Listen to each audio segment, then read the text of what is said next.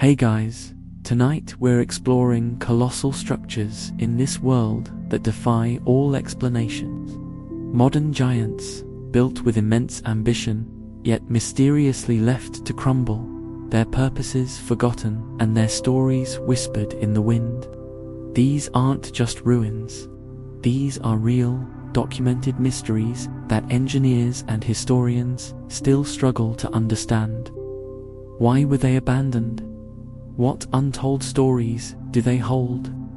And perhaps the most unsettling question of all, what does their silent decay tell us about our own fleeting existence? From the deepest man-made hole on Earth to vast, empty cities. So, before drifting into the quiet stories of these abandoned marvels, take a moment to like the video and subscribe if you enjoy our content. And tell us in the comments where you're watching from and what time it is. It's always a joy to see how many people from around the world are ready for this journey. Now, dim the lights, close your eyes, feel your body deeply relax, leaving the tiring day behind, and let's ease into tonight's journey together. Our journey begins deep beneath the earth, at the Kola Super Deep Borehole, a place in Russia famous for its incredible depth. But as astonishing as its engineering feat is, it sits as a monument to something far stranger and far more mysterious. The real mystery lies in its sudden, unexplained abandonment. A drilling project designed to go further than any human had before, simply stopped. The question is, why was it really left behind? And what secrets did it whisper from the darkness? The quest to answer that question opens up a fascinating debate. Now, let's explore the chilling tales, the whispers of strange sounds, and the unresolved problems that no explanation seems to solve, leaving the silent, enigmatic depths of the Kola Super Deep Borehole behind. Our journey ascends to the surface, yet the sense of profound abandonment only expands. The mysteries we pursue now are not buried beneath the earth, but stand starkly against the sky. The ghost cities. These are not the time-worn ruins of forgotten empires, but modern marvels. Grand canvases of human ambition painted with the brush of failure.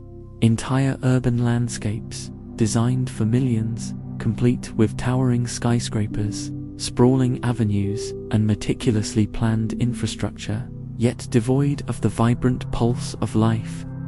These are the failed utopias, colossal monuments to dreams that never fully materialized. They whisper tales, not of ancient decay, but of contemporary visions that faltered, leaving behind an unsettling silence, an eerie echo of what might have been, a quiet testament to the impermanence of even our most audacious creations. Our first deep dive into this haunting category takes us to the vast, almost surreal district of Kangbashi, nestled in the heart of Ordo's city, Inner Mongolia, China.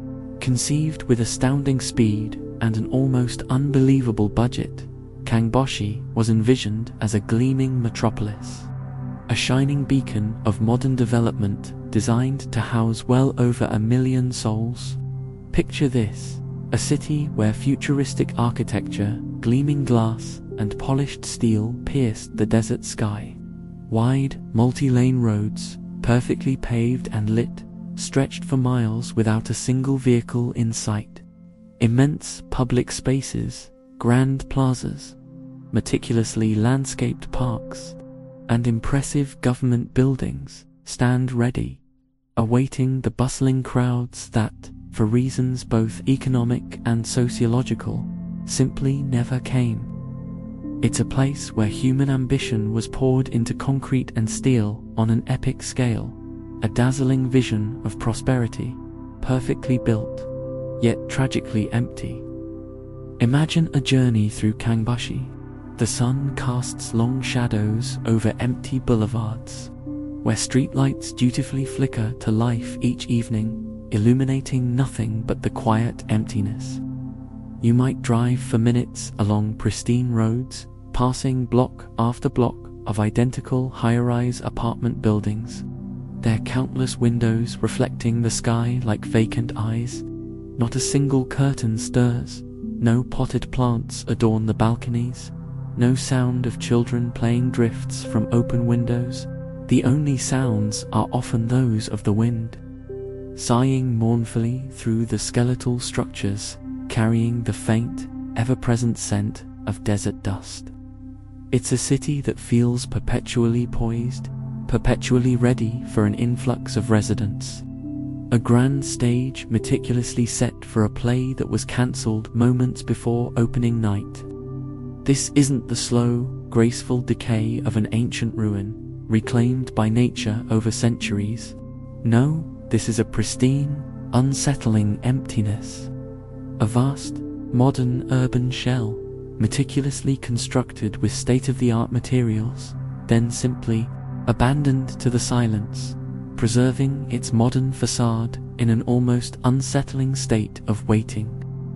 The dream behind Kangboshi was compelling, a bold stroke on the canvas of China's rapid urbanization. It was designed to attract a booming population from the surrounding coal-rich region, transforming a dusty, undeveloped landscape into a vibrant economic hub. Billions of dollars were invested. Construction proceeded at a furious, almost unbelievable pace, driven by a powerful mixture of government policy and an overheated real estate market. However, as the construction cranes departed, the economic tide subtly, yet irrevocably, turned. Housing prices soared beyond the reach of average workers. The promised jobs didn't materialize at the expected rate in the scale needed, and people simply chose not to move. What was envisioned as a vibrant urban heart, a testament to progress, became a ghost in plain sight.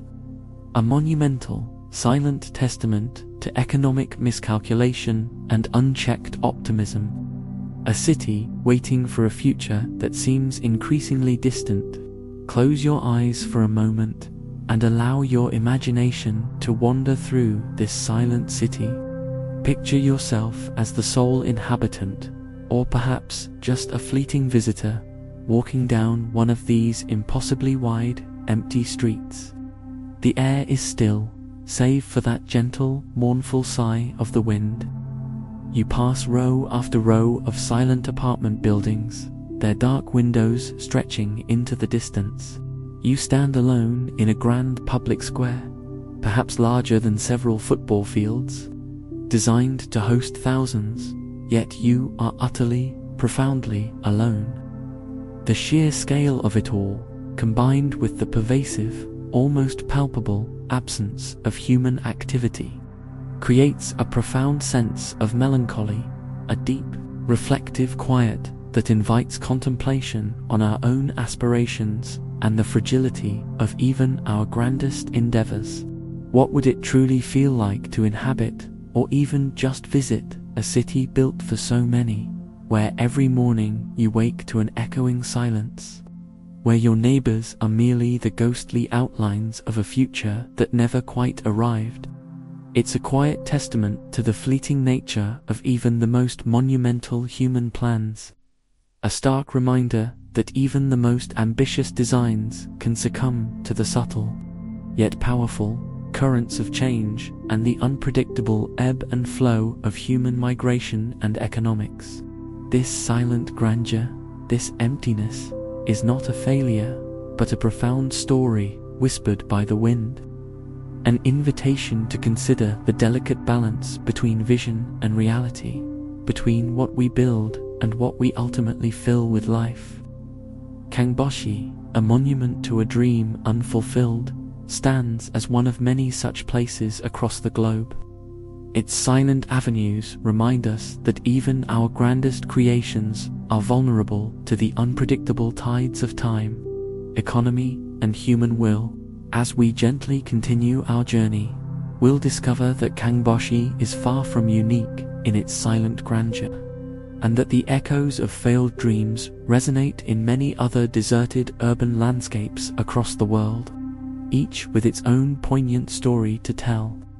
As the silent grandeur of Kungbashi settles in our minds, our journey through these abandoned urban landscapes continues, revealing even more profound and varied tales of human ambition, political shifts, and sudden, tragic disruptions. We move now from the planned emptiness of a new city to those that were once thriving, bustling centers of life, abruptly silenced by unforeseen forces. Each of these ghost cities, though distinct in its origin, shares a common, unsettling thread, a vibrant past that now exists only as a faded memory, preserved in decaying structures and echoing streets.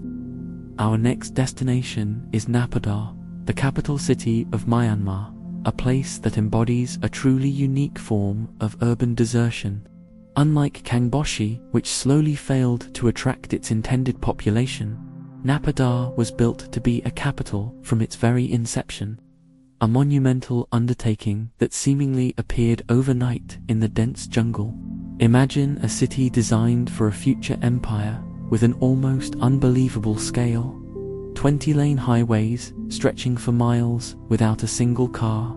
Immense government buildings standing isolated in vast, manicured fields, and residential zones with modern housing blocks that remain largely vacant. It's a surreal tableau of over-preparation and underpopulation. A capital city without a soul, where the grandiosity of its infrastructure only amplifies the eerie absence of its intended inhabitants. The reasons for its quietude are complex, rooted in political decisions, strategic reorientations, and the simple fact that its design made it impractical for the daily lives of the very citizens it was meant to serve. This is a city that never truly awakened, remaining in a perpetual state of slumber. Its enormous avenues whispering not of decay, but of a quiet, unfulfilled purpose.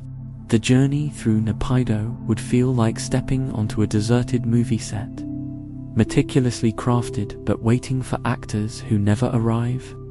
Picture yourself driving down a highway so wide it feels like an airport runway, flanked by perfectly maintained greenery, yet utterly empty.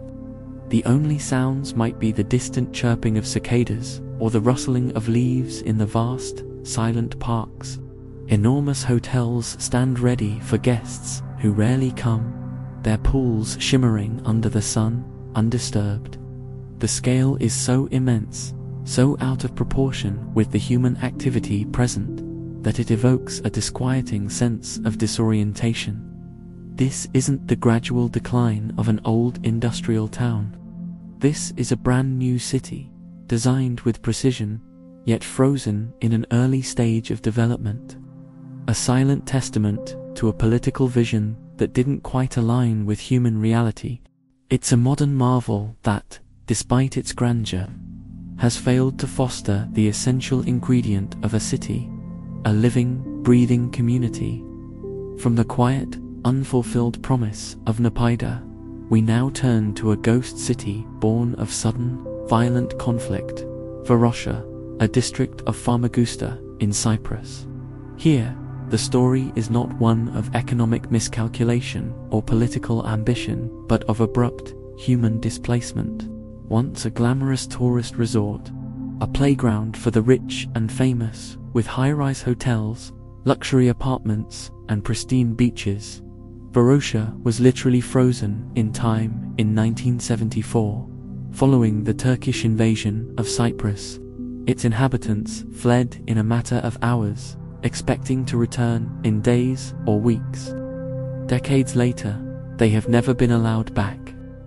The city remains fenced off, under military control, a stark and haunting monument to a conflict that tore lives apart. Imagine waking one morning to the sounds of impending war, grabbing only what you could carry, and leaving your entire life behind, never to return. This is the reality that Varosha embodies, a city where time stopped, preserving the very moment of departure. The streets of Varosha are lined with shops still displaying 1970s fashion, cars rusting in dealerships, and tables in restaurants set for meals that were never eaten. Nature, in its persistent way, has begun to reclaim this modern ruin. Trees grow through balconies, and beach sand drifts into lobbies. But beneath the gradual decay lies the palpable echo of human lives abruptly interruptly. Each abandoned hotel, each silent apartment block holds countless unspoken stories of families, dreams, and futures that vanished overnight. It's a powerful, somber reminder of how quickly peace can be shattered and how profoundly political and military events can reshape landscapes and lives, leaving behind an eerie, perfectly preserved urban time capsule, a silent testament to the human cost of conflict. As you envision these scenes, feel the weight of these vanished moments, the stillness that has replaced the laughter and bustling energy of a once thriving resort.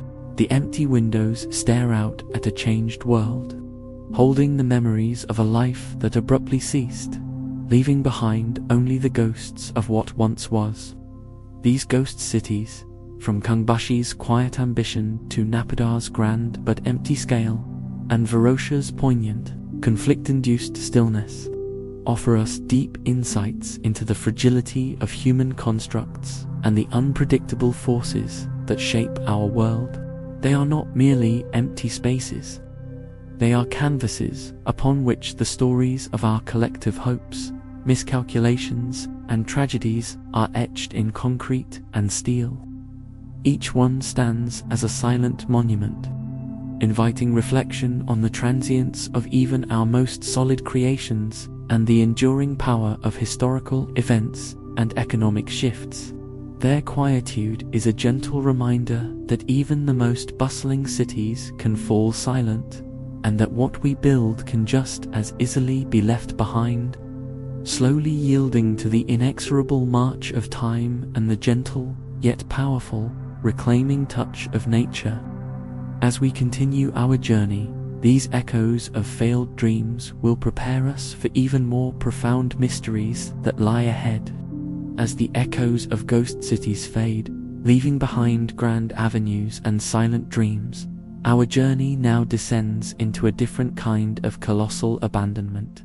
The industrial behemoths. These are not cities meant for living, but titans of human ingenuity, built to extract, to produce, to explore the very limits of our world. Yet, like their urban counterparts, they too stand silent, their colossal machinery rusting, their once vibrant operations now just a memory whispered by the wind. They represent the apex of our industrial might, often pushed to extreme limits, only to be inexplicably, sometimes chillingly, abandoned. Among these giants, one stands out as a true enigma, a legend whispered in scientific circles and beyond: the Kola super-deep borehole in Russia.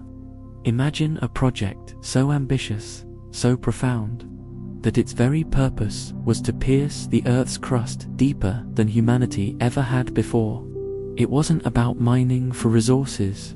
It was a pure quest for knowledge, an audacious scientific endeavor to understand the hidden layers beneath our feet, to unlock the secrets of our planet's very formation. For over 2 decades, from 1970 to 1992, Soviet scientists painstakingly drilled, inch by painstaking inch, into the ancient, unyielding rock of the Kola Peninsula. Their goal was audacious: to reach the Moharovicic discontinuity, the boundary between the Earth's crust and mantle. They never quite reached it, but what they did achieve was staggering. The Kola superdeep borehole became the deepest artificial point on Earth, a narrow shaft stretching down an astonishing 12,262 meters, or roughly 7.6 miles, into the unknown. To put that into perspective, if Mount Everest were inverted and placed into the borehole, its peak wouldn't even reach the bottom. It was a triumph of engineering, a monumental testament to human perseverance and scientific ambition. Yet, as fascinating as its creation was, the true mystery of Kola lies in its abrupt and unexplained closure. In 1992, after years of relentless drilling, the project was suddenly, definitively, shut down. The site, once a bustling hub of scientific activity, was left to the elements. The towering derrick, the intricate machinery, the laboratories filled with samples, all abandoned, left to decay under the harsh Russian sky. What could have compelled the termination of such a groundbreaking and expensive endeavor, just as it was reaching unprecedented depths? Official explanations pointed to technical difficulties, rising temperatures, and a lack of funding after the collapse of the Soviet Union. And while these reasons hold some truth, they don't fully extinguish the persistent whispers and chilling tales that have clung to the borehole like a shroud of fog. It is said that as the drills plunged deeper, strange, unidentifiable sounds began to emanate from the Earth's core. Not the expected grinding of rock or the hum of machinery, but something far more unsettling. Whispers grew of incomprehensible roars, agonizing screams, and unearthly voices, seemingly recorded by sensitive microphones lowered into the abyss. These chilling auditory phenomena fueled legends, with some speculating that the project had accidentally breached an ancient realm, perhaps even the biblical gates of hell itself. While science quickly dismissed these more fantastical claims as geological noise or faulty equipment, the stories persisted, echoing in the quiet chambers of human fear and fascination. They added a layer of profound, unsettling enigma to an already mysterious abandonment. Today, the Kola Superdeep borehole stands as a silent sentinel, its cap sealed with a massive, bolted metal plate. It's a monument to an unfulfilled quest, a place where human ambition collided with the planet's deep, dark secrets. Its silence is not just the absence of sound. It is a profound, almost palpable enigma, a deep, unsettling quiet that invites us to ponder the limits of our knowledge and the hidden depths of the world beneath our feet. As we drift through the narrative of its mysterious end, we find ourselves enveloped in a calm reflection on the unknown, a silent alarm signaling that some mysteries are perhaps best left undisturbed. As we gently pull away from the chilling enigma of the Kola Superdeep borehole, a place where humanity's ambition peered into the Earth's ancient heart, our journey through silent industrial giants continues. We now ascend from the depths, but the sense of profound abandonment persists, taking on new forms in the vast, decaying complexes that stand as stark monuments to human endeavors brought to an abrupt, often tragic, halt. These are not merely ruins. They are vast canvases of rust and silence, painted with the stories of once thriving industries, scientific breakthroughs, or immense power generation, now surrendered to the slow, inexorable march of time and the patient reclaiming embrace of nature. Each site, though different in its origin story, shares a common, haunting beauty in its desolation, inviting quiet reflection on our impact on the world and the transient nature of even our most colossal creations. Our path now leads us to one of the most poignant examples of industrial abandonment, a place where time didn't just stop, but was violently wrenched out of joint. Pripyat, a city frozen in the Chernobyl exclusion zone in Ukraine. Picture a bustling, modern Soviet city, purpose-built in the 1970s to house the workers of the Chernobyl nuclear power plant and their families. It was a young, vibrant community filled with schools, hospitals, cultural centers, and an amusement park, all buzzing with life. Then, in the early hours of April 26, 1986, disaster struck. The nuclear power plant exploded, unleashing an invisible enemy that rendered the entire area uninhabitable. The evacuation was swift, mandatory, and terrifyingly permanent. Residents left with only what they could carry, believing they would return in a few days. They never did. Today, Pripyat stands as a chilling, open-air museum of a human catastrophe. Imagine walking through its deserted streets. The apartment blocks, once filled with families, now echo with only the wind. Personal belongings remain where they were left. Children's toys scattered on floors, books open on desks, photographs still clinging to walls. The Ferris wheel of the amusement park, destined to open just days after the disaster, stands eternally poised, its yellow cabins rusting, a symbol of joy that never was. The swimming pool, once alive with laughter, is now a silent, algae-filled basin. Every object tells a story of an ordinary life abruptly interrupted, a normal morning that turned into an eternal farewell. The pervasive silence is broken only by the chirping of birds or the rustle of leaves. Nature slowly, gently but powerfully, reasserting its dominance over human structures. It's a somber experience, prompting a deep contemplation on the fragility of life and the immense, unforeseen consequences of our technological ambitions. The factors that lead to such profound industrial abandonment are varied, yet always significant.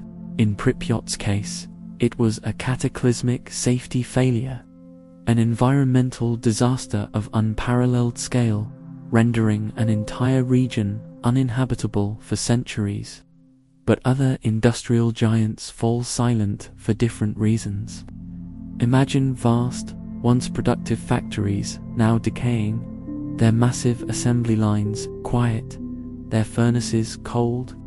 Some are victims of shifting global economies, where cheaper labor or changing markets rendered their operations unsustainable. Massive steel mills, once the beating heart of industrial towns, now stand as skeletal giants, their corrugated iron roofs crumbling, their colossal cranes motionless against the sky. The once deafening clamor of machinery is replaced by the soft drip of water and the distant caw of crows. Consider the immense, now abandoned power plants, their cooling towers reaching into the clouds like ancient monoliths. Perhaps they were decommissioned as environmental regulations tightened and cleaner energy sources emerged, leaving behind monumental structures of concrete and steel, slowly corroding.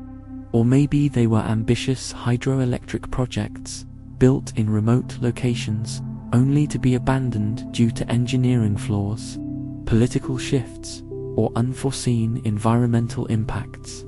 Each structure, whether a massive refinery, a sprawling textile mill, or a forgotten power station, carries the weight of a bygone era.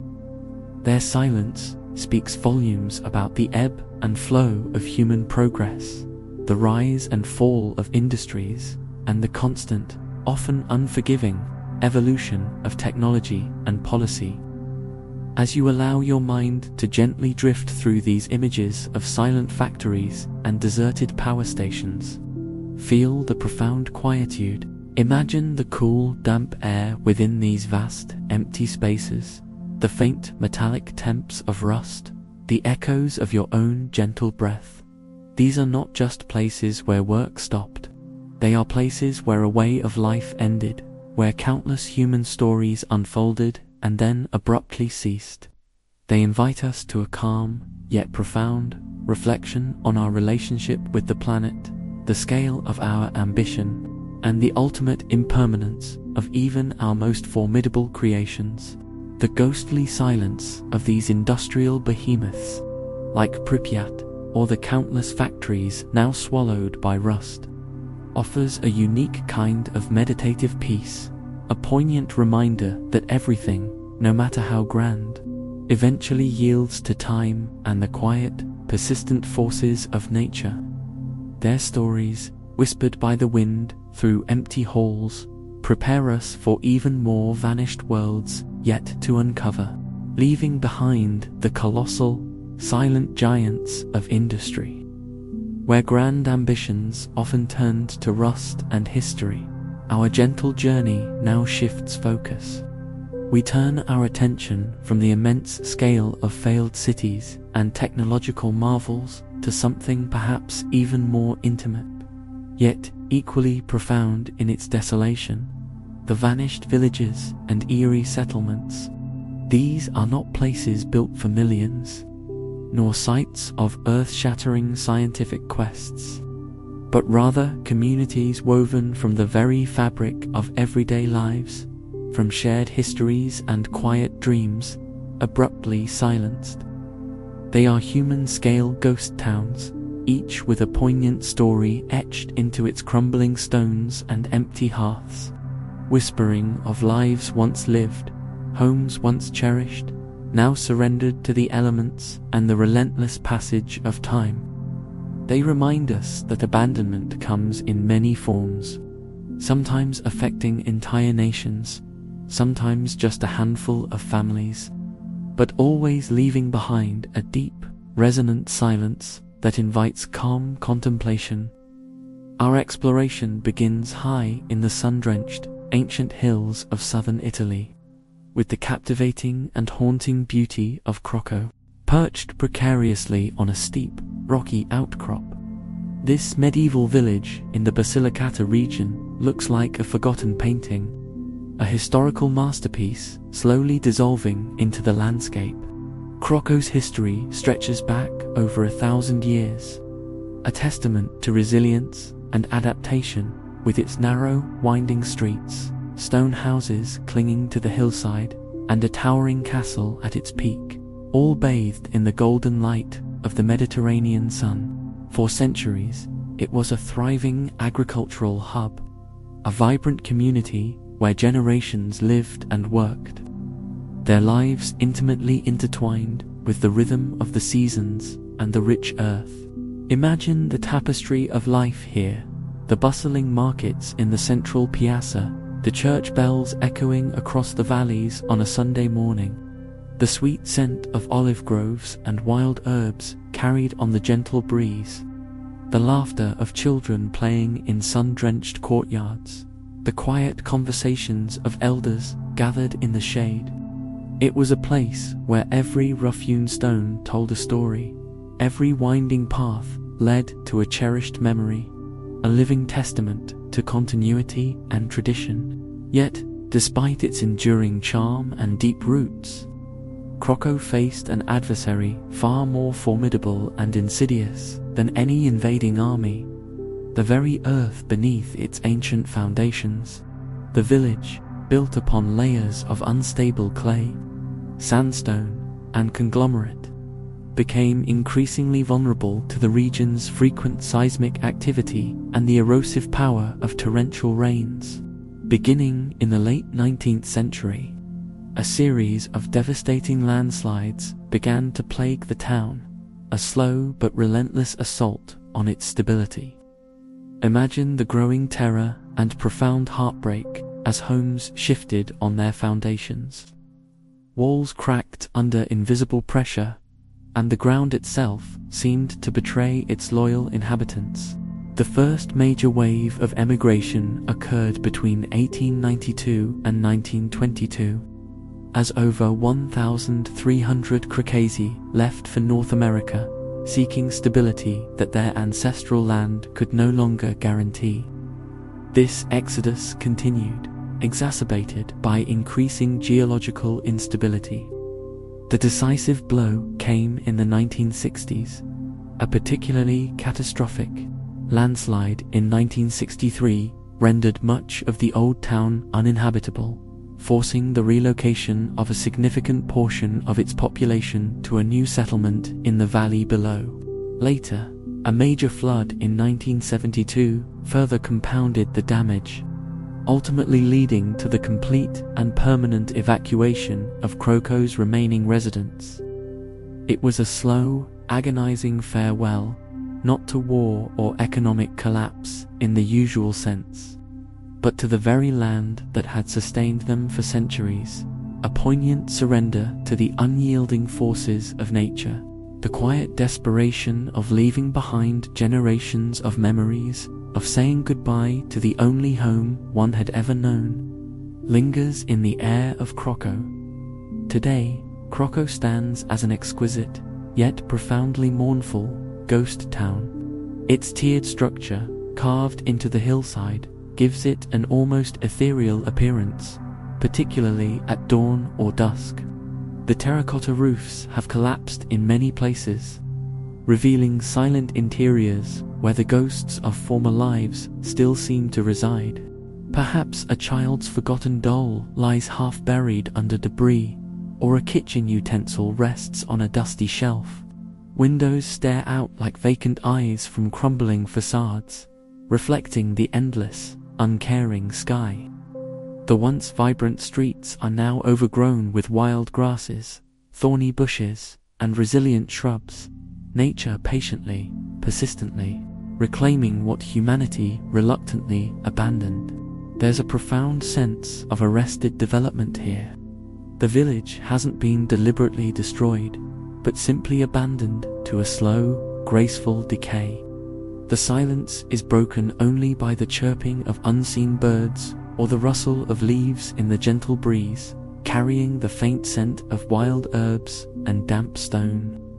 You can almost feel the presence of the past residents, their spectral echoes carried on the wind that now whistles through empty doorways and broken archways. There's a poignant beauty in this decay, a vivid illustration of nature's quiet power to slowly, deliberately reabsorb our creations. It's not a violent destruction, but a patient, graceful erosion, leaving behind a profound sense of peace mingled with the sadness of lost homes and vanished lives. The sheer visual impact, coupled with the tragic human narrative, creates an almost hypnotic atmosphere, perfect for quiet reflection. Close your eyes and let your mind gently drift through the silent, sun-warmed lanes of Croco. Feel the ancient, worn stone beneath your imaginary feet, smooth with the passage of countless generations. Hear the distant echo of a church bell that no longer tolls, carried by the soft, mournful breeze across the valleys. Smell the dry earth, the tenacious wild rosemary and thyme growing untamed in what were once meticulously tended gardens. There's a quiet strength in this abandonment, a testament to the inexorable march of geological time and the deep, enduring memories held within the very fabric of the landscape. Croco is a gentle, yet powerful, reminder of how intimately human lives are tied to the earth, and how, sometimes, even the deepest attachments must yield to forces beyond our control. It's a place that invites us to reflect on the concept of home, loss, and the eternal cycle of building and letting go, all within a calming embrace of silent history. Its story prepares us for other tales of human retreat, where entire communities were left behind, not always by choice, but by the overwhelming currents of fate and circumstance. From the sun-baked, crumbling beauty of Croco, where the earth itself reclaimed generations of human endeavor, our silent journey into vanished communities takes us across vast oceans to places defined by different forces, the relentless pursuit of resources, and the stark isolation of extreme environments. These next settlements, though geographically distant and born of vastly different circumstances, share a common destiny: to stand as silent witnesses to humanity's fleeting presence and nature's enduring power. They are echoes of a past where life thrived under extraordinary conditions, only to be suddenly, completely extinguished. Our first stop is a place as visually striking as it is historically poignant. Hashima Island, often known as Battleship Island due to its distinctive, fortress-like silhouette, Located off the coast of Nagasaki, Japan, this small, barren rock was transformed into a bustling, densely populated coal mining town during Japan's rapid industrialization in the early 20th century. Imagine this, a tiny island, only about 16 acres in size, but teeming with life, once home to over 5,000 people. It boasted a school, a hospital, shops, restaurants, and even a cinema, all packed tightly onto concrete structures that soared skyward, designed to maximize every inch of available space. The island's residents lived in apartment blocks, some reaching 9 stories high, creating a miniature, self-contained metropolis at sea, driven by the insatiable demand for coal. The air would have hummed with the sound of machinery, the shouts of miners, the laughter of children, and the constant presence of the ocean. A vibrant, if claustrophobic, community powered by black gold. Life on Hashima was intense, a relentless cycle of work in the deep, submarine coal mines and crowded living above ground. For many, especially the forced laborers from Korea and China during World War II, it was a brutal existence, a testament to the harsh realities of industrial expansion. Yet, even amidst the hardship, a unique and resilient community thrived, bound together by their shared isolation and purpose. The island was a microcosm of Japan's post-war economic miracle, a symbol of its industrial might and ambition. The concrete buildings were not merely shelters, they were expressions of hope and progress, defying the harsh elements of the open sea. But, like all resource-dependent economies, Hashima's fate was intrinsically tied to its industry. In the mid-20th century, the world began to shift its energy focus from coal to oil. This global change signaled the death knell for Hashima. As coal demand plummeted, the mines became uneconomical. In 1974, after nearly a century of continuous operation, the mine was officially closed, and the remaining residents were given only weeks to leave. The once bustling island was abandoned almost overnight. Today, Hashima stands as a skeletal ruin, its concrete buildings crumbling under the constant assault of the ocean winds and salt spray. Windows are shattered, doors hang ajar, and rusted bicycles lie where they were dropped. The silence that now pervades the island is deep and profound, broken only by the cries of seabirds and the ceaseless roar of the waves against its seawalls. It's a stark reminder of how quickly human endeavors can fade when their economic purpose is lost, leaving behind only the husks of ambitious structures slowly being reclaimed by the untamed natural world. Imagine the sensation of standing on its now deserted shores, feeling the wind whip around these desolate towers, and hearing the ocean whisper the stories of thousands of lives abruptly uprooted. Our final destination in this segment takes us even further into extreme isolation, to a place where humanity's pursuit of resources met the raw power of the Antarctic wilderness. Grytviken, on the remote island of South Georgia, nestled amidst towering snow-capped mountains and icy fjords, Grytviken was once the largest whaling station in the South Atlantic, a brutal yet vital hub for a ruthless industry. Founded in 1904 by a Norwegian sea captain, this settlement quickly grew into a self-sufficient community, complete with homes, a church, a cinema, and processing plants designed to render whales into oil and other products. For decades, thousands of men braved the fierce storms and freezing temperatures of the Southern Ocean, living a harsh, isolated life dedicated to the hunt. The station would have been a cacophony of sound, the whistles of steam, the clang of machinery, the cries of seabirds, and the unmistakable, grim work of processing colossal marine mammals. Grytviken represented the peak of the whaling industry, extracting immense wealth from the ocean's giants. However, the very efficiency of these operations led to their undoing. The relentless hunting of whales pushed several species to the brink of extinction. As whale populations plummeted, the industry became unsustainable. By the mid-1960s, with declining stocks and growing international pressure to protect marine life, the Grytviken whaling station, like others in the region, became economically unviable.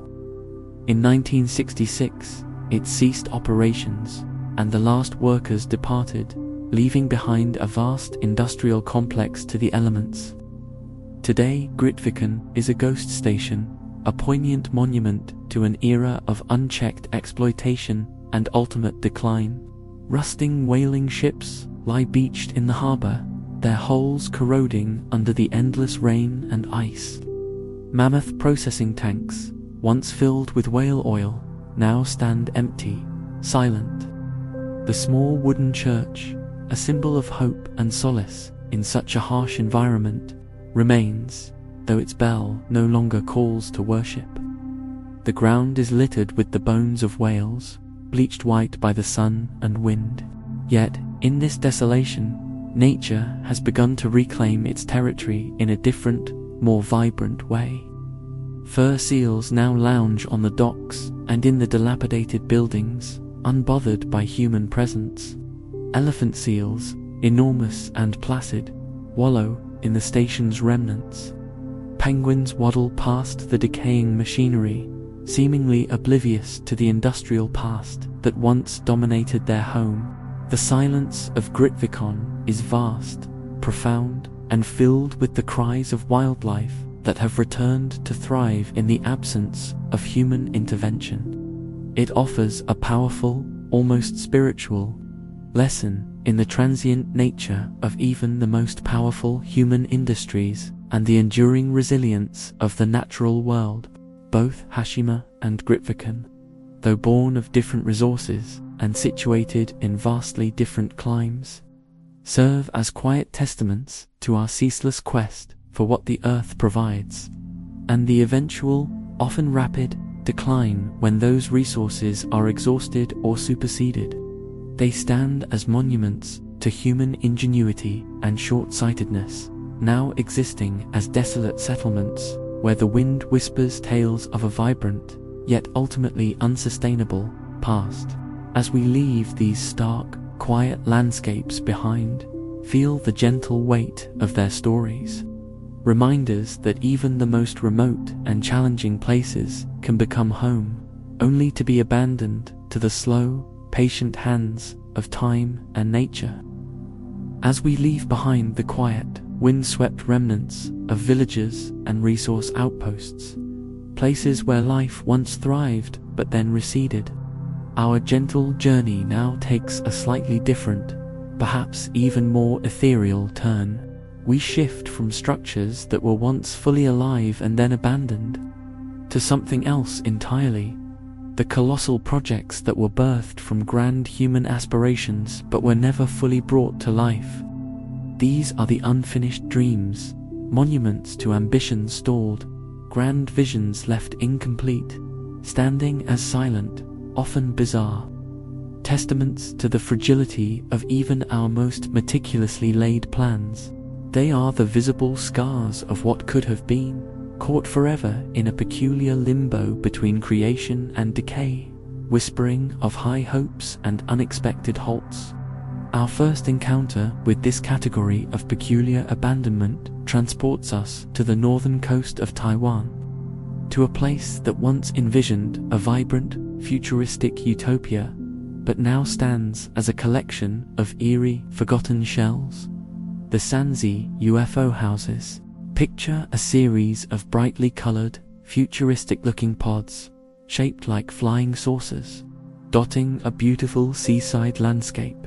Designed in the late 1970s and early 1980s, these innovative structures were intended to be a luxury resort and vacation destination, particularly marketed to US military officers stationed in East Asia. The vision was audacious and whimsical, a place where guests could immerse themselves in a science fiction fantasy, living in brightly colored, modular homes that looked like something straight out of a space movie. It was an optimistic leap into the future, a bold architectural experiment that promised leisure, novelty, and a unique experience, all set against the backdrop of Taiwan's stunning coastline. Imagine strolling through this envisioned futuristic playground. The vibrant blues, greens, and yellows of the pod-shaped houses would have contrasted sharply with the natural scenery, creating an almost surreal landscape.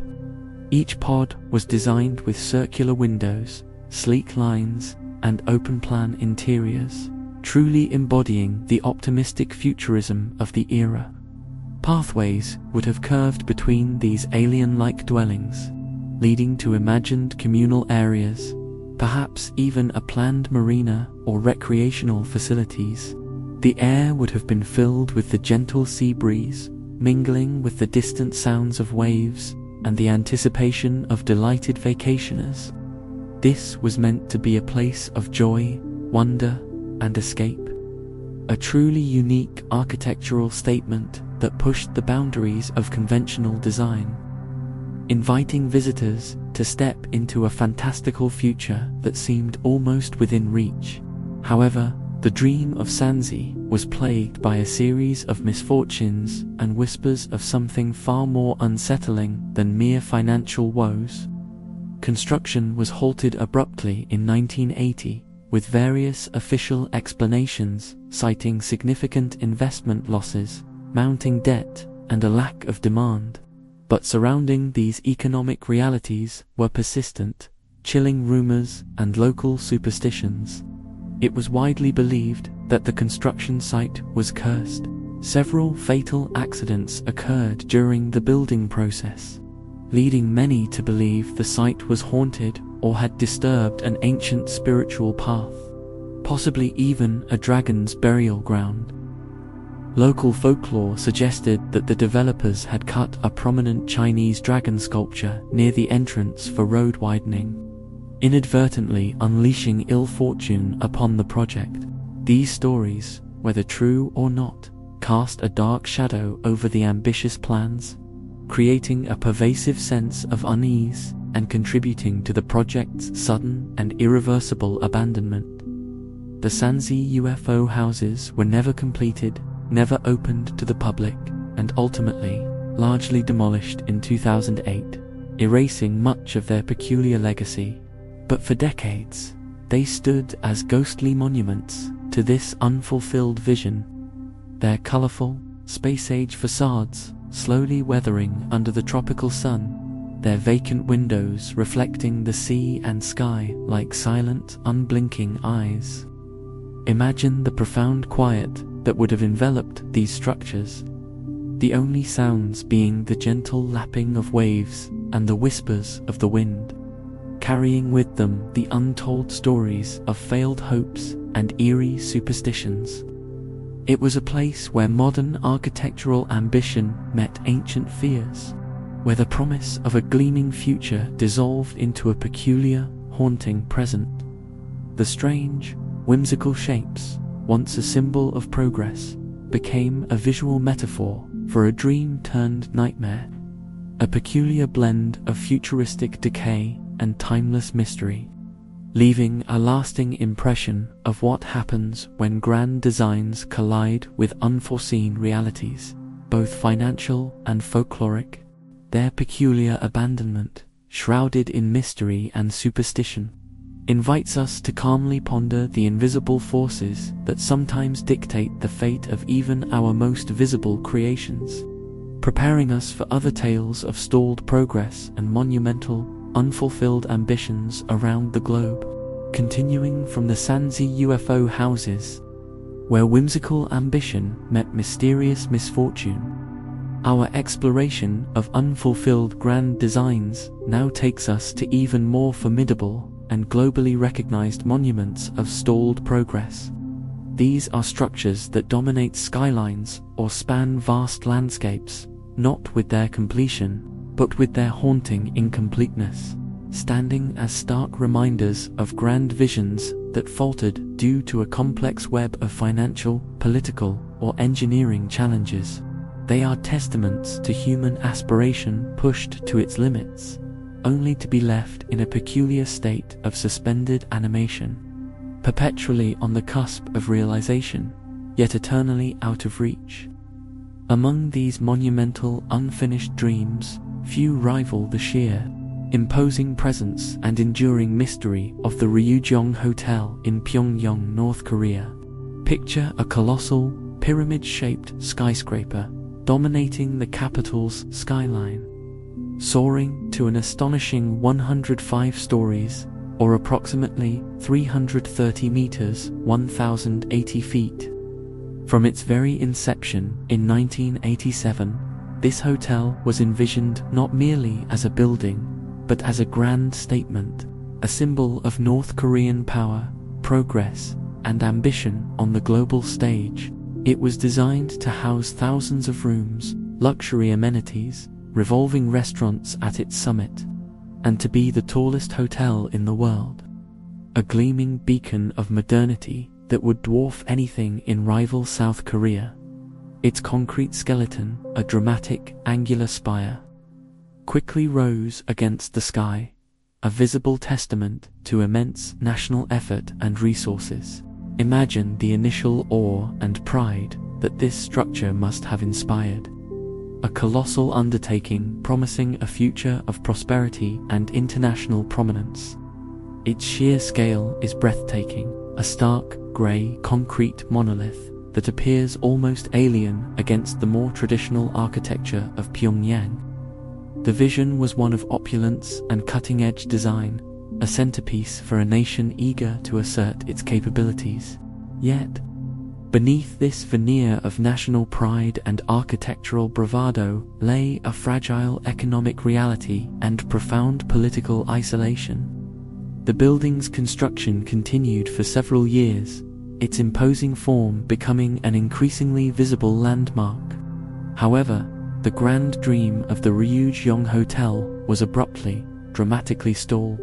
By 1992, after 5 years of intensive construction, the project was unexpectedly abandoned, leaving its concrete shell exposed to the elements. A hollow giant without windows, interior fittings, or any discernible purpose. The reasons were largely economic.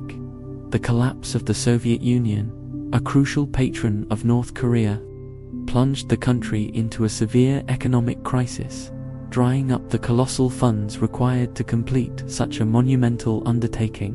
For nearly 2 decades, the Ryugyong Hotel stood as a stark, skeletal testament to a stalled ambition, an unadorned concrete husk casting a long shadow over the city, earning it monikers like the Hotel of Doom or the Phantom Hotel.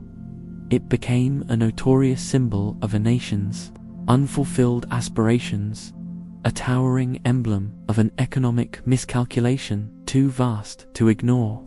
For years, the hotel was even omitted from official North Korean photographs and maps.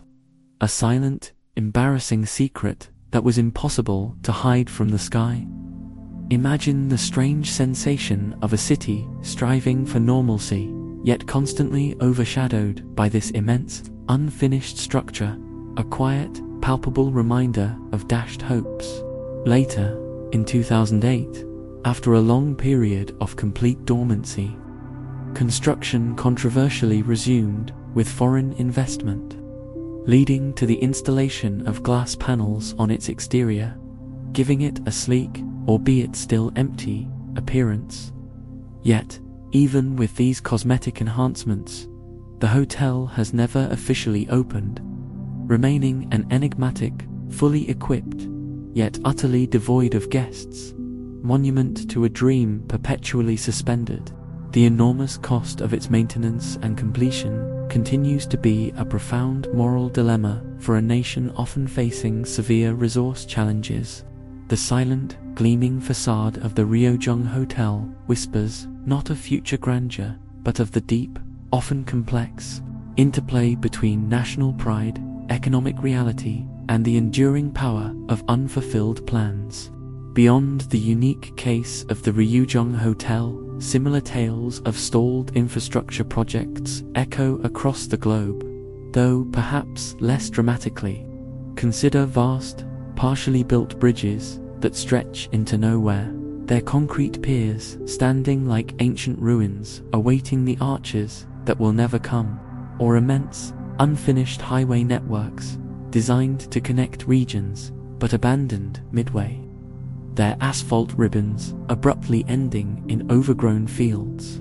These projects, often initiated with great fanfare and public expectation, frequently fall victim to political changes, shifts in funding, unexpected engineering hurdles, or escalating costs. They become colossal, silent question marks on the landscape, monumental testaments to bureaucratic inertia or the sudden evaporation of political will. The aesthetic of these abandoned infrastructure projects is one of strange, monumental beauty. Picture an enormous, half-built dam. Its colossal concrete walls, designed to hold back a reservoir, now standing dry and silent, a testament to a power source that never materialized, or a massive, uncompleted airport terminal. Its vast halls designed for bustling crowds and roaring jets, now echoing only with the wind, its unused gates staring out at empty runways. Each of these sites, whether a half-built skyscraper or a bridge to nowhere, tells a story of human ambition that outstripped its means, or was simply derailed by the unpredictable currents of history and economics. Their profound stillness invites a moment of calm reflection on the monumental efforts we undertake, and the subtle, yet powerful, forces that can bring even the grandest plans to a halt. As we contemplate these silent monuments to unfinished dreams, we are gently reminded that even the most formidable human endeavors are transient, vulnerable to the ebb and flow of resources, politics, and the relentless march of time. These profound silences prepare us for the next chapter of our journey, where even more formidable structures, built for defense and conflict, also eventually fall silent, as the echoes of grand, unfinished dreams fade, leaving behind towering husks of human aspiration and economic folly. Our tranquil journey now leads us to a new, even more somber category of colossal abandonment: the silent watchers. These are not structures built for commerce or leisure, nor for the quiet solace of a home, but for the stark, unforgiving purpose of war and defense. They are the monumental fortifications, the formidable bases, and the intricate defensive lines that once bristled with the energy of conflict. A testament to humanity's enduring struggle for security, often in vain.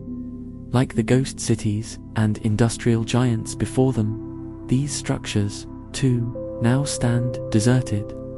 Their strategic significance long gone, their immense power rendered obsolete by the relentless march of technology and the unpredictable tides of geopolitics. They are the physical scars of past conflicts, vast, silent sentinels that whisper not of ambition, but of vigilance, fear, and the ultimate futility of even the most impenetrable defenses.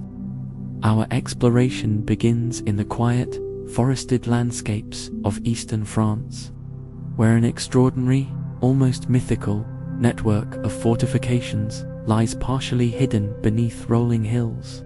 The Maginot Line, conceived in the aftermath of the devastating trench warfare of World War I. This was not merely a series of bunkers, but an entire subterranean world, a colossal, state-of-the-art defensive system built between 1928 and 1940. Imagine a continuous, impenetrable wall designed to protect France from invasion, a defensive marvel stretching hundreds of kilometers along its borders with Germany, Italy, and Switzerland. It represented an immense national commitment, an unparalleled engineering feat intended to prevent the horrors of another large-scale ground war on French soil. This was the ultimate expression of static defense, a vast technological shield against the future. The scale of the Maginot Line is difficult to grasp without venturing inside its silent depths. It comprised an intricate labyrinth of interconnected forts, known as Everages, each a self-sufficient underground city. Picture vast concrete bunkers, fortified with steel plates meters thick, housing artillery turrets, machine gun nests, and anti-tank defenses. Beneath the surface, a sprawling network of tunnels, many equipped with electric railways, connected these forts, allowing for the rapid movement of troops, supplies, and ammunition. These underground complexes included living quarters for thousands of soldiers, power plants, hospitals, kitchens, and command centers, all designed to sustain prolonged sieges. The air in those deep passages, even now, carries a cool, damp stillness, a lingering scent of concrete and earth, an almost palpable echo of the hundreds of thousands of lives that once lived and waited in its hidden chambers, ever vigilant, ever prepared for a conflict that would ultimately bypass them. The strategic purpose of the Maginot Line was clear and ambitious: to deter a direct German invasion and force any attacking army to circumvent its formidable defenses, funneling them into Belgium, where French and British forces could then meet them. It was a masterpiece of military engineering, incorporating the latest advancements in fortifications and weaponry. However, its very strength proved to be its ultimate weakness. The architects of the line focused heavily on fixed defenses, failing to fully anticipate the rapid evolution of mobile warfare. They constructed an impenetrable shield, but one that was largely immobile. They assumed the Ardennes forest, a dense, hilly region, was impassable for tanks, thus leaving a crucial section of the line lightly defended. This fatal miscalculation, rooted in the lessons of the previous war, would ultimately decide its fate. When Germany launched its offensive in 1940, instead of confronting the Maginot Line directly, their forces executed a daring, rapid blitzkrieg through the impassable Ardennes, effectively bypassing the main defenses altogether. The mighty Maginot Line, a monument to foresight and unparalleled engineering, found itself outflanked, rendered largely useless by a strategic maneuver it was not designed to counter. Its towering guns remained silent.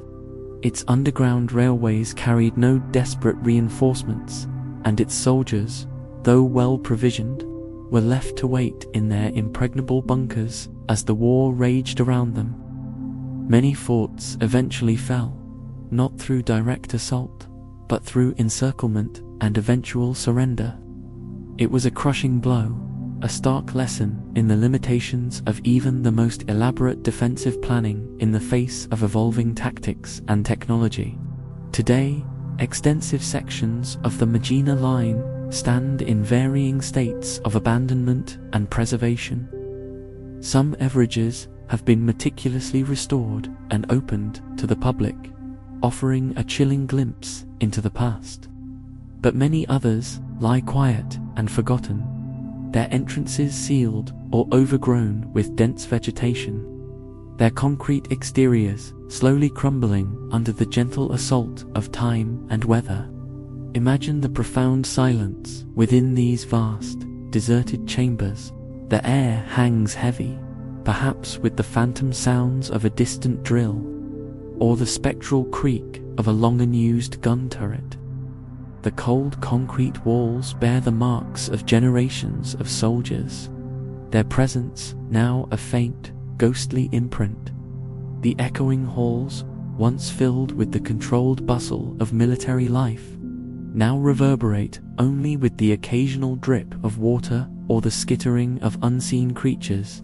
These are places where an immense, quiet power once resided, now surrendered to an even deeper quiet, a silent vigil over a conflict long past. They stand as enduring, solemn reminders of humanity's ceaseless quest for security. The monumental efforts we undertake to protect ourselves, and the humbling reality that even our most formidable defenses can ultimately be overcome, or simply, quietly, rendered irrelevant.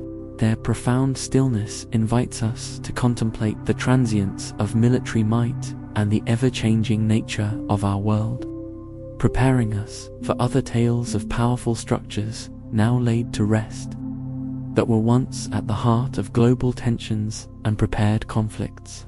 As the imposing, silent structures of the Maginot Line remind us of a past era's defensive strategies rendered obsolete, our journey through abandoned military might continues, drawing us into the more recent, chilling echoes of the Cold War.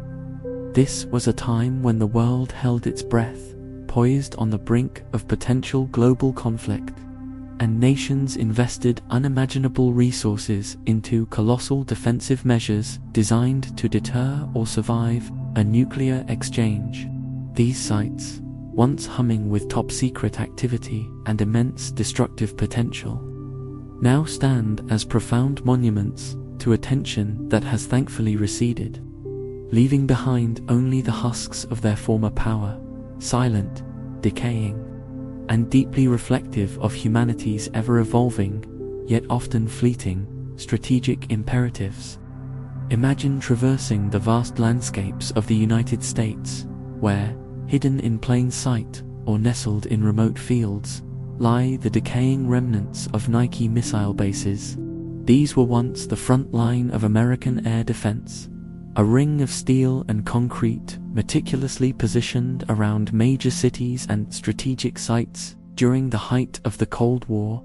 From the 1950s through the 1970s, hundreds of these bases, each typically housing Nike Hercules or Nike Ajax missiles, stood ready.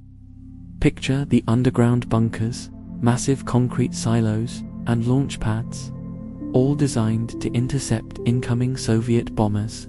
The bases were small, self-contained communities, often manned by young men and women, living in constant readiness, their lives intertwined with the stark reality of nuclear deterrence. The air would have been thick with the tension of potential combat, the hum of sophisticated radar systems, and the quiet vigilance of those charged with protecting a nation. Think of the crisp, sterile feeling of the underground command centers, the quiet but intense focus of the crews, the constant awareness of a potential enemy overhead. The sheer scale of this widespread defensive network, a silent, subterranean shield across a continent, is a testament to the fear and ambition of the time. These Nike sites, though smaller than the sprawling Maginot Line, possessed an equally profound, yet more chilling, power. Their purpose was instantaneous, catastrophic defense, a last resort against an existential threat.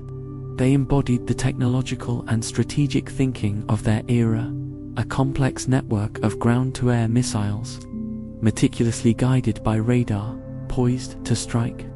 Each missile, standing vertically in its silo, was a silent sentinel, a promise of swift retaliation. But like all military technology, their reign was short-lived. The rapid advancement of intercontinental ballistic missiles, or ICBMs, made the Nike system largely obsolete. A missile launched from a silo thousands of miles away could reach its target far faster and higher than any Nike missile could intercept. The strategic landscape shifted dramatically, rendering these once cutting-edge defenses redundant almost overnight. The colossal investment, the years of training, the constant state of alert, all suddenly became a relic of a bygone threat. By the late 1970s and early 1980s, most Nike missile bases were decommissioned. Their missiles were removed, their classified equipment stripped, and their gates locked for the last time. Today, Many of these sites have been reclaimed by nature or repurposed for mundane uses, but countless others remain in states of eerie, forgotten abandonment. Imagine walking through an empty underground missile silo, the air cool and heavy, the concrete walls damp with condensation, perhaps dripping slowly in the pervasive silence. The massive blast doors, designed to withstand a nuclear shockwave, stand ajar, revealing nothing but darkness within. A void that once held the power to destroy. The launch pads, once immaculate and ready for action, are now overgrown with tenacious weeds and moss, cracked and stained by decades of exposure to the elements. The silence here is particularly profound, a stark contrast to the urgency and high stakes that once animated these forgotten outposts. It's a quiet testament to the extraordinary pace of human technological evolution, where yesterday's ultimate defense becomes today's forgotten ruin, whispering of a bygone era of global tension and the fleeting nature of our perceived security. The very concrete, designed for eternity, now subtly crumbles, surrendering to the patient work of nature. Venturing further, our journey reveals other colossal remnants of past conflicts, structures that underscore the immense scale of human military endeavor. The vast, fortified submarine pens. Imagine concrete fortresses, massive and impregnable, built by German forces during World War II in occupied territories like France and Norway. These were not mere docks. They were gargantuan bunkers, sometimes hundreds of meters long and tens of meters high, with roofs several meters thick, designed to withstand sustained aerial bombardment. Their purpose was to protect U-boats' formidable submarines during repairs and resupply, creating safe havens from Allied air power and a secure base for Atlantic operations. They were practically indestructible, designed to absorb the heaviest bombs of the era, standing as defiant symbols of military resilience and offensive capability. Step into the imagination and picture these immense structures, cavernous concrete halls, perpetually dim, the air heavy with the scent of damp concrete and brine, perhaps even the lingering aroma of engine oil and salt. The individual pens, each large enough to house multiple submarines, would have been filled with the low thrum of activity, the shouts of engineers, the clatter of tools, and the vast, silent menace of the submarines themselves, their dark shapes emerging from the water. These structures were engineering marvels of their time, built with slave labor and immense effort, creating an almost indestructible shell for a deadly force. They symbolized the relentless, brutal efficiency of wartime industry and the strategic importance of naval power, projecting an image of unassailable strength. However, like the Nike bases and the Maginot Line, the shifting tides of war and strategic priorities sealed their fate. After the war, many of these pens were bombed, abandoned, or partially demolished. Some, like the massive E-boat bases in Lorient or Saint-Nazaire, France, proved almost impossible to destroy due to their sheer robustness. Their concrete shells resisted everything, enduring as colossal, almost alien, scars on the landscape, too expensive to remove, too vast to ignore. Today, they stand as silent, monolithic reminders of the darkest chapters of human conflict. Imagine the overwhelming sense of scale as you gaze upon these immense, desolate concrete walls, scarred by decades of weathering, their surfaces encrusted with lichen, now home to roosting birds or occasionally repurposed for less sinister functions, perhaps as quiet industrial storage. The silence within these pens is almost deafening, a profound void where the echoes of wartime industry once thundered, now replaced by the gentle lapping of water and the distant cries of gulls. These abandoned military giants, from the widespread Nike missile sites to the colossal submarine pens collectively reinforce a powerful theme: the impermanence of even the most formidable human creations, particularly when tied to the shifting sands of conflict and technology. They invite us to a calm, reflective contemplation on the staggering resources poured into defense, the transient nature of strategic advantage, and the profound peace that descends when the need for such immense vigilance passes. Their quiet decay is not just a visual spectacle. It is a gentle, yet powerful, reminder of the evolution of our world, the receding shadows of past threats, and the enduring hope for a future where such structures are no longer necessary, where vigilance gives way to tranquil rest. As we continue our tranquil journey through these abandoned marvels, these silent watchers prepare us for places that once brimmed with joy, now also surrendered to time and the quiet reclaiming forces of nature. As the monumental, silent relics of past conflicts fade from our contemplation, leaving behind echoes of vigilance and strategic might, our tranquil journey through abandoned giants now takes a more poignant, perhaps even melancholic, turn. We shift from structures built for war to those designed for pure joy, for recreation, for laughter, and for the creation of cherished memories. Yet, even these vibrant hubs of entertainment, these resorts of relaxation and thrilling rides, are not immune to the relentless march of time, the unforeseen wrath of nature, or the unpredictable currents of human fate. They stand today as silent, decaying theaters where the curtain fell abruptly. Their colorful facades now faded, their joyful sounds replaced by the solemn whispers of the wind. They are monuments to lost leisure, places where happiness once thrived, now slowly, gracefully, reclaimed by the quiet, persistent forces of nature, inviting us to reflect on the fleeting nature of human merriment and the profound impact of forces beyond our control.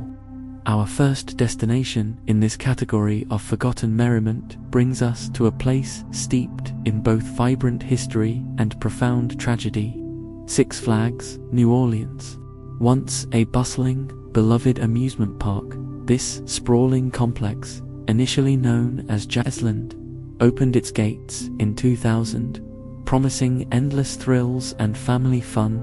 Picture a typical summer day here, vibrant and alive, the dazzling, kaleidoscopic colors of roller coasters twisting against the brilliant blue sky, the exhilarating, high-pitched screams of riders plunging down a towering water slide, the sticky sweet aroma of freshly popped popcorn and spun cotton candy mingling irresistibly in the humid Louisiana air. Imagine the rhythmic clang and electronic whirs of arcade games, the excited chatter of thousands of visitors, their faces alight with anticipation. This was a place where ordinary days transformed into extraordinary adventures, where families, young and old, created treasured memories that would last a lifetime. The vibrant, celebratory spirit of New Orleans itself seemed to extend into this realm of pure, unadulterated entertainment, a meticulously crafted world of fantasy rising from the bayou landscape, promising escapism from the mundane and a burst of thrilling delight. Then, in August 2005, an event of cataclysmic proportions struck, a force so immense it would forever alter the landscape and lives of an entire region.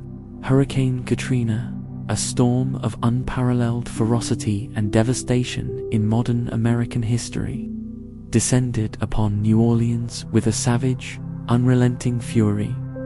The amusement park, situated precariously in a low-lying area directly susceptible to the rising waters, was completely submerged.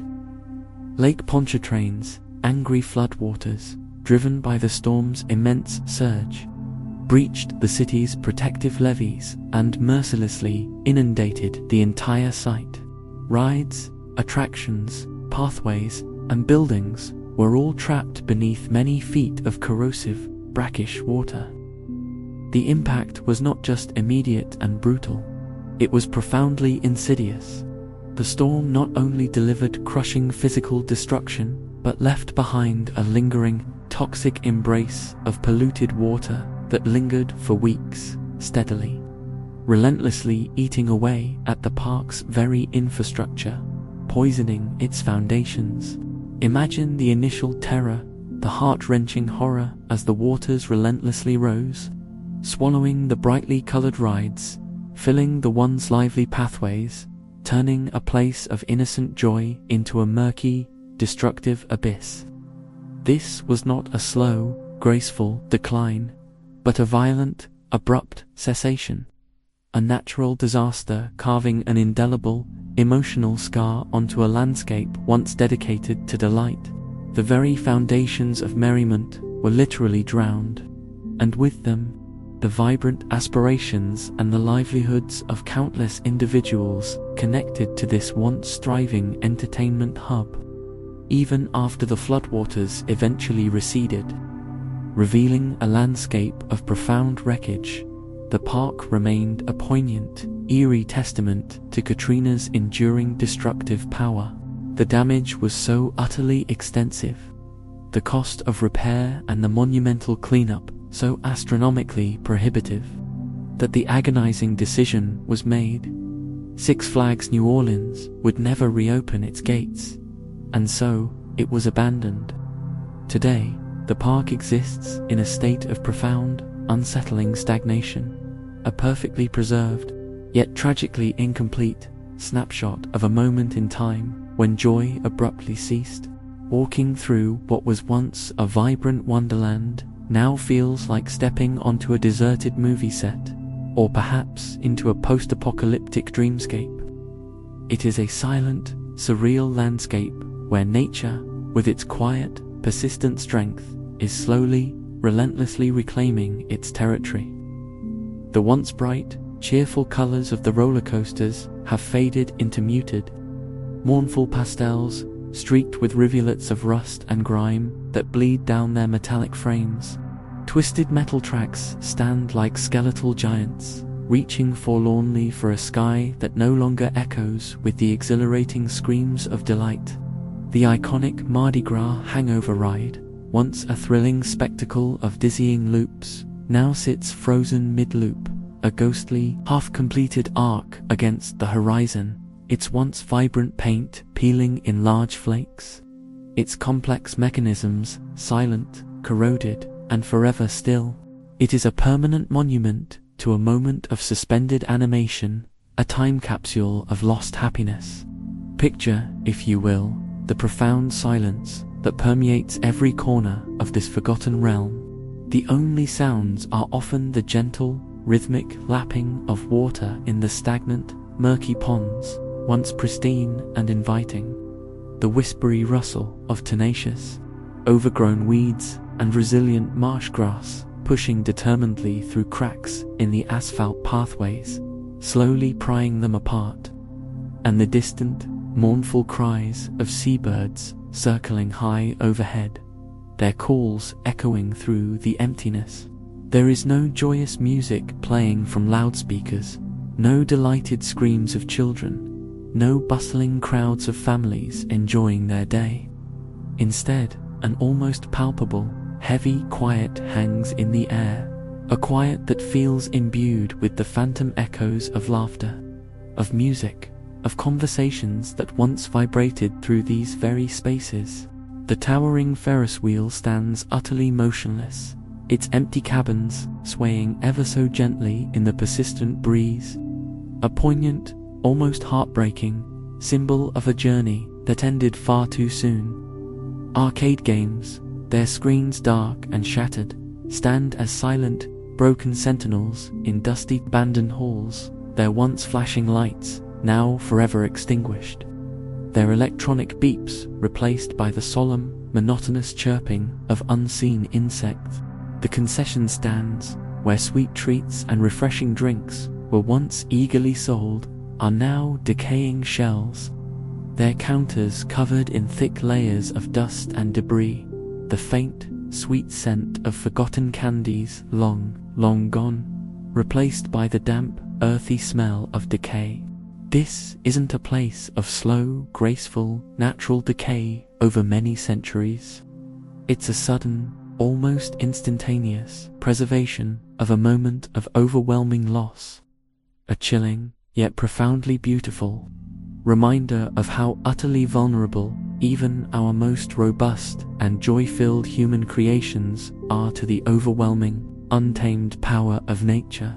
Each rusted ride, each cracked pathway, each faded mural whispers a unique story of happiness abruptly cut short, of dreams washed away, leaving behind a deep, reflective melancholy that gently invites us to ponder the transient nature of human joy and the enduring, unstoppable force of the natural world. It's a powerful, unsettling beauty, a silent alarm signaling the impermanence of even our most vibrant spaces of leisure. Feel the stillness, the heavy quiet, and imagine the countless families who once laughed, celebrated, and made indelible memories here. Their joyful spirits, now only a ghostly, lingering echo in the salty air. This abandoned park serves as a stark, yet oddly peaceful reminder that even places built for pure escapism and boundless fun can become solemn testaments to the unpredictable currents of fate. The profound silence here is a gentle yet powerful teacher, patiently guiding us to understand that even our most cherished spaces of play and relaxation are ultimately temporary, destined to be reclaimed by the quiet, persistent hands of time and the patient, all-encompassing embrace of nature. Its haunting story, whispered by the salt-laden wind through its decaying rides, gently prepares us for other tales of entertainment lost, where the echoes of past revelry now mingle with the profound stillness of decay. As the poignant silence of Six Flags New Orleans lingers in our minds, a vivid testament to nature's sudden, overwhelming power.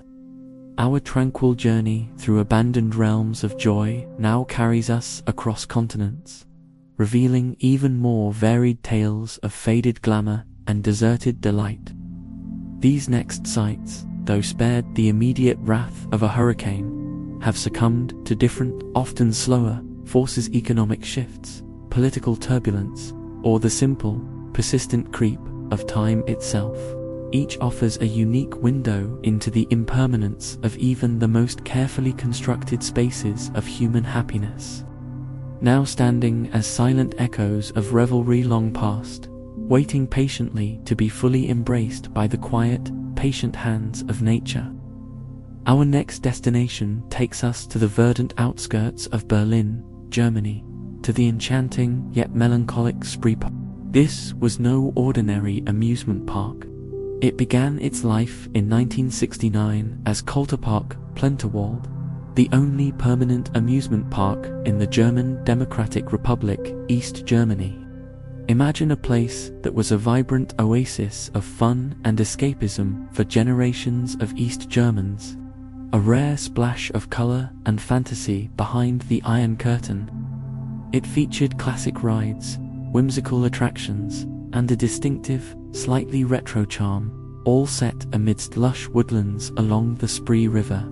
For decades, it was a cherished destination, filled with the laughter of children, the excited chatter of families, and the rhythmic sounds of mechanical rides. The air would have carried the nostalgic scent of grilled sausages, cotton candy, and the unique, wholesome merriment of a bygone era, creating countless fond memories for those who visited. After the reunification of Germany in 1990, the park was revitalized and rebranded as Spree. New, more modern rides were introduced, and efforts were made to attract a wider, international audience. For a few more years, the park continued to draw visitors, though perhaps with less of its original, unique charm. However, financial difficulties, mounting debts, and a series of increasingly complex bureaucratic challenges slowly began to strangle its operations.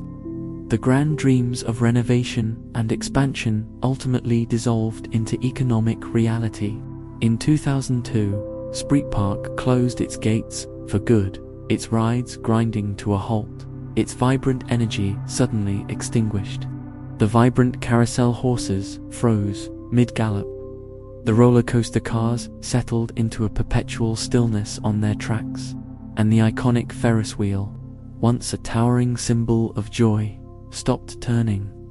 Today, Spree Park is a hauntingly beautiful landscape of overgrown ruins, slowly but gracefully being Imagine stepping into this silent, green-tinged wonderland. The once vibrant colors of the rides have faded to muted, moss-covered tones, almost blending into the encroaching forest. The enormous Ferris wheel, its cabins rusted and swinging gently in the wind, stands tall above the trees, a ghostly eye watching over the decaying grounds, a silent sentinel of forgotten happiness. Life-sized, slightly unsettling dinosaur models, once part of an attraction, now emerge from the dense undergrowth, their painted scales chipped and weathered, looking like prehistoric beasts reclaiming their ancient territory.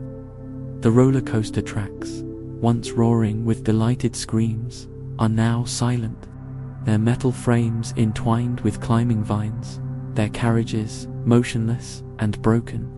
The sounds here are only the rustle of leaves, the chirping of unseen birds, and the soft whisper of the wind through the empty ticket booths. It's a place where man-made fun has yielded to the quiet, persistent forces of nature, creating a unique, almost surreal beauty in its decay. A profound meditation on the fleeting nature of our amusements and the enduring power of the wild. From the rewilded amusement park near Berlin, our journey takes us thousands of miles to the remote, misty mountains of Cambodia, to the deeply haunting and historically significant Boca Hill Station. This was not a place built for mass entertainment, but for exclusive, colonial leisure. A luxurious retreat high in the Cardamom Mountains, envisioned as a cool escape from the oppressive heat of the lowlands.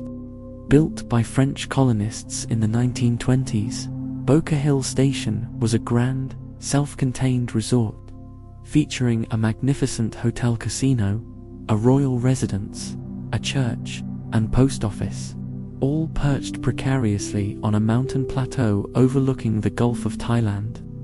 Imagine its heyday, European elites in crisp white linen, sipping cocktails on the veranda, the soft clink of glasses, the distant, muffled sound of roulette wheels turning, the hushed conversations echoing through elegant halls. The cool mountain air, scented with pine and mist, would have provided a refreshing contrast to the sweltering plains below, offering an exclusive sanctuary for relaxation and recreation. However, the glamour and tranquility of Boca Hill Station were brutally interrupted by the tumultuous tides of Cambodian history. It was first abandoned in the late 1940s during the First Indochina War as the fight for independence raged. For a time, it was briefly reoccupied, only to be definitively abandoned in the 1970s amidst the rise of the Khmer Rouge regime and the devastating Cambodian Civil War. The resort, once a symbol of colonial luxury, became a strategic military stronghold for various factions, its elegant halls witnessing brutal conflicts rather than leisurely strolls. Imagine the jarring transition from opulent banquets and hushed card games to the stark reality of military occupation.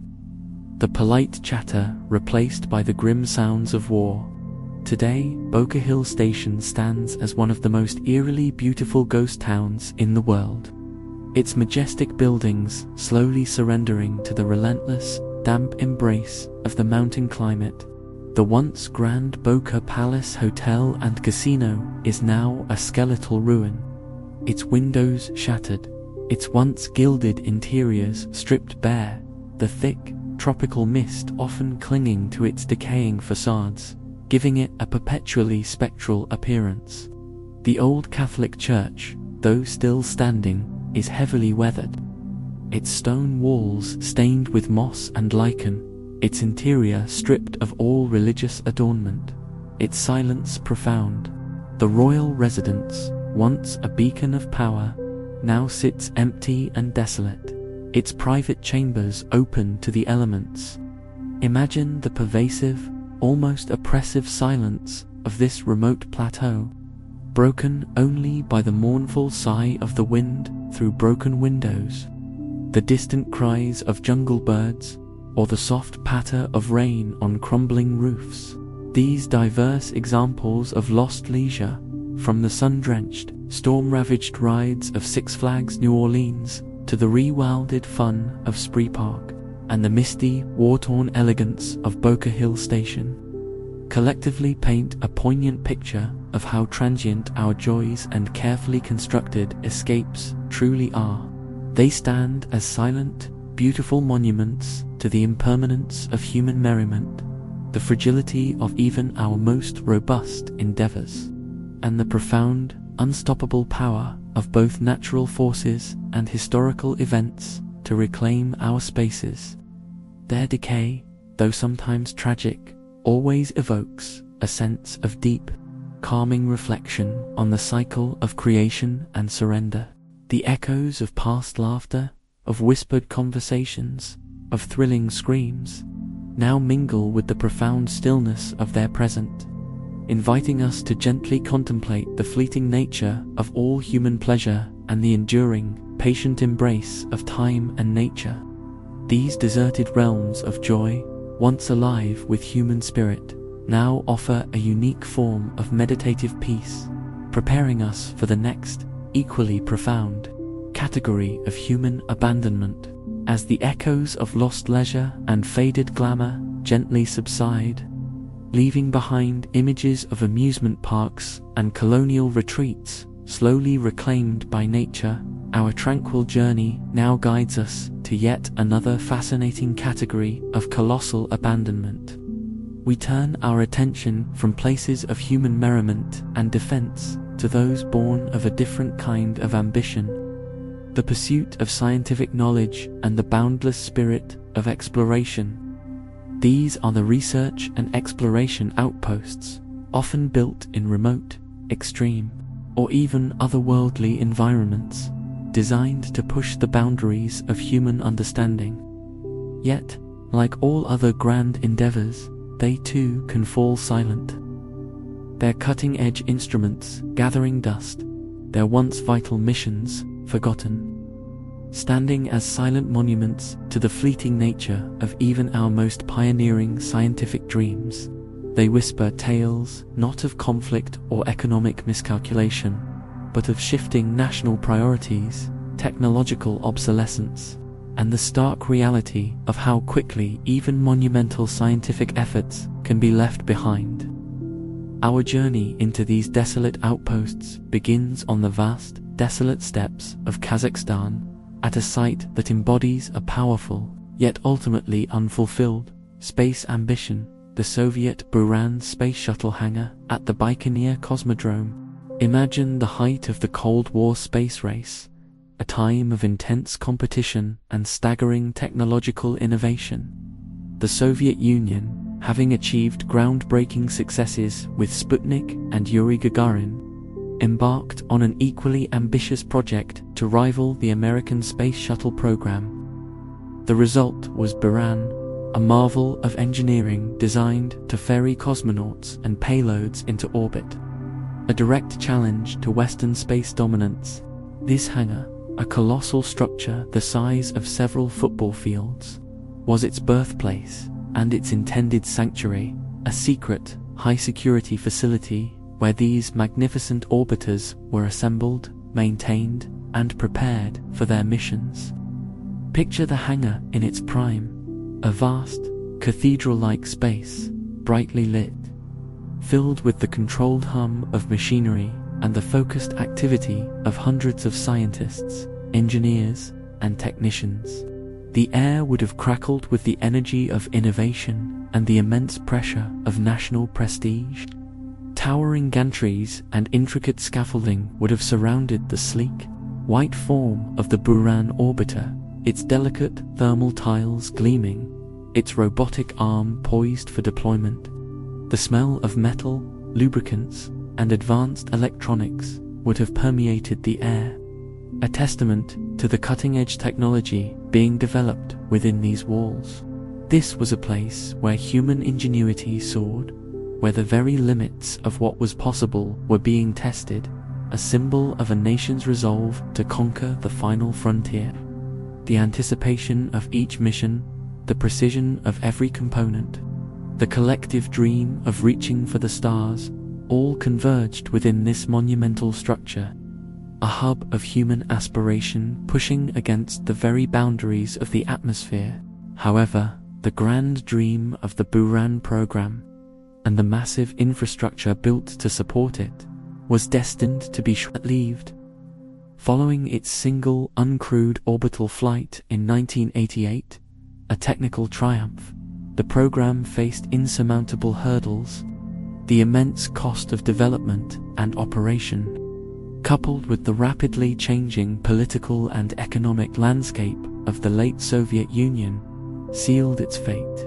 The collapse of the Soviet Union in 1991 meant the complete cessation of funding and the dramatic shift in national priorities. What was once a symbol of immense national pride and technological prowess quickly became an unaffordable luxury. The Buran program, along with its colossal hangar, was abruptly and almost tragically abandoned. It was a swift, decisive end to a project that had consumed billions of rubles and decades of scientific effort. Today, the Buran hangar at Bikaner stands as a silent, decaying tomb to a forgotten space ambition. Imagine the profound quiet that now pervades this enormous space. The once bright interior is now dimly lit by shafts of sunlight filtering through broken skylights, illuminating thick layers of dust that coat everything. The air is still, heavy, and carries the faint, metallic temps of decay. To full-scale Buran orbiters, once destined for space, remain inside, gathering dust, their advanced technology now inert. Their pristine white surfaces stained with grime and avian droppings. One orbiter is now largely stripped of its protective tiles and components, a hollow shell of its former glory. The enormous gantry cranes, once used to hoist massive components, now stand motionless, like skeletal giants, frozen in time. The meticulous laboratories and control rooms are empty, their sophisticated equipment either removed or left to rust and decay. Graffiti scars the walls, a poignant symbol of neglect and the passage of time. This isn't just an abandoned building. It's a profound metaphor for the limits of human aspiration, the dramatic shifts in geopolitical power, and the transient nature of even the most technologically advanced projects. The cold, logical reality of abandonment, driven by political shifts and funding cuts, is almost palpable within these walls. The silence of the Buran hangar is a deep, reflective, quiet, a mournful whisper of what could have been. A poignant reminder that even humanity's reach for the stars can be cut short by earthly concerns. It invites us to ponder the enormous resources we pour into our grandest endeavors and how quickly those efforts can be forgotten when priorities change. Beyond the iconic Buran hangar, countless other remote research stations and observatories around the globe share a similar fate.